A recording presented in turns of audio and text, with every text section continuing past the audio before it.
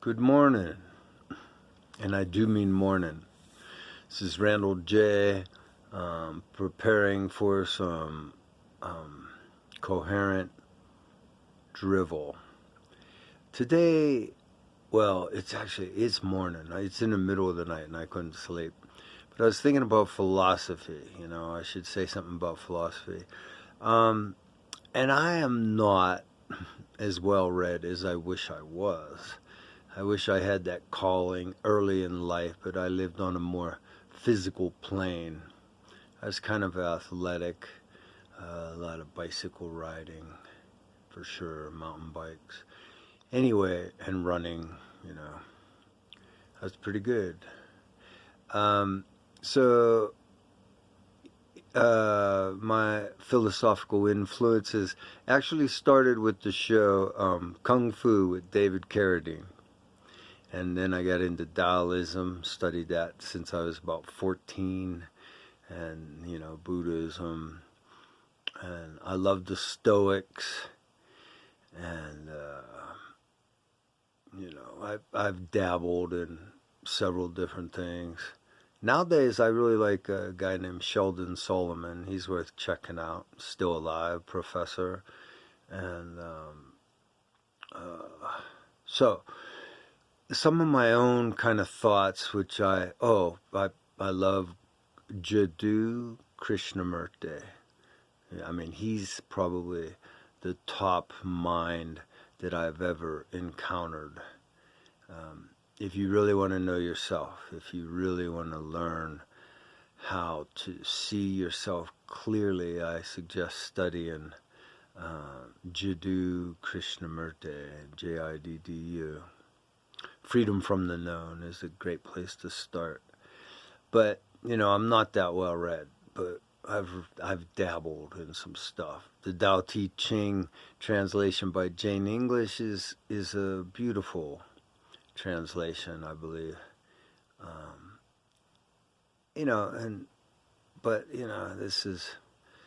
this is all probably very limited to someone who's read everything. Um, but what I have derived over my years is, hopefully a little bit of wisdom. I mean, philosophy means the love of wisdom, I believe. And so a couple things, like the question, what is love? I've come up with, love is a character trait developed within oneself. Love is intelligence. When you look at the world with loving eyes, you develop understanding. And in that understanding, you become more in touch with your own intelligence. And the more intelligent you become, the greater your understanding, the greater your capacity to love.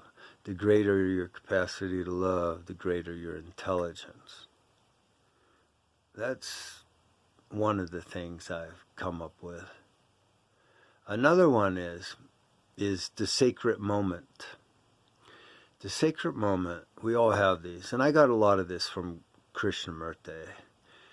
The sacred moment is, when you watch a sunset, or butterflies on a flower, or maybe a baby playing, in that sacred moment, your mind is still and you just observe.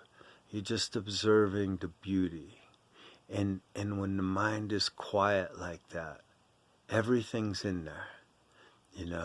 There's beauty, there's intelligence, there's, it's all in there. Creativity, when the mind is quiet and just observing. That's the sacred moment. And then, that enables you to look with those loving eyes. That is, in essence, looking with loving eyes. And what is sacred? Pretty much beauty. Beauty is the thing that makes us stop and observe, whether it's in an art gallery. For me, beautiful women have always just been a big thing. I just observe beauty.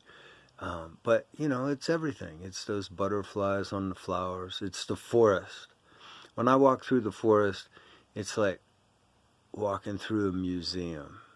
Like everything, every tree, everything, the soil, the rocks, everything is so magnificently beautiful. It's holy.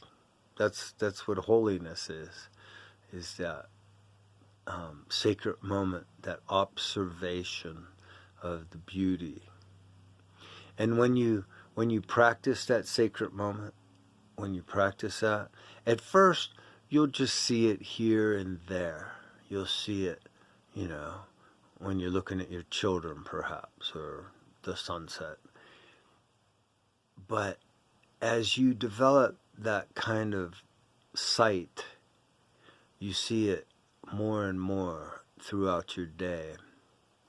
And eventually, your whole day becomes a sacred moment, And then you're living in the now,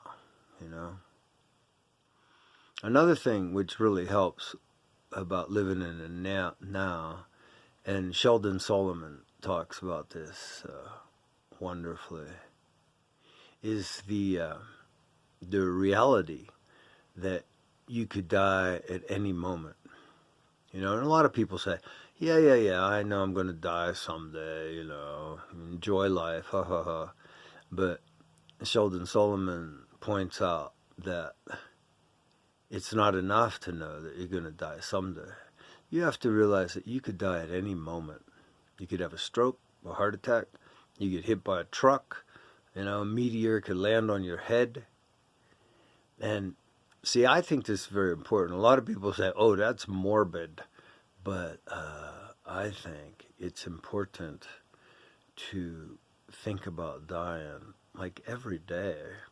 Be aware that you could die at any moment, like all day long. Kind of be aware of that.